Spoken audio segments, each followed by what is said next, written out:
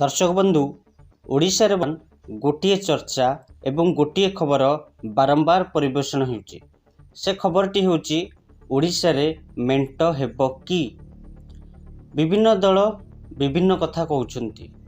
किए कहउछंती हमर मेंट हेबनी मुखिया जहा कहिबे, किए कहउछंती हमर मेंट हेबनी राष्ट्रीय अध्यक्ष जहा कहिबे। किंतु एहा भितरे गोटे प्रश्न समस्तଙ୍କ मनरे आसीबा दरकार, मेंट हेले ओडिशार कौन बा लाभ हेब, आ ओडिशा रे कौन विरोधी शून्य होई जिबे। एकथा आमे कहनु जदि एमती हुए ताहले ओडिशा रे प्रथम थर पई विरोधी शून्य होई जिबे बोली गणतंत्र रे एहा एक शुभकर कथा नुहे। एवं गोटे शासक दल पटे विभिन्न गणमाध्यम थिबा बेले विरोधी दल पटे किछि गणमाध्यम अछंती। एमिथि हेले गणमाध्यमर स्वर कौन बदलिबो?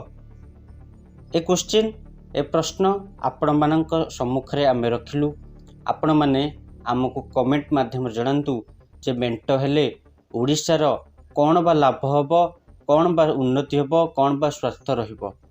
जदि आम वीडियोटी आपको पसंद आसी दयाकरी लाइक करी आम चैनल को टिके सब्सक्राइब कर दियंतु।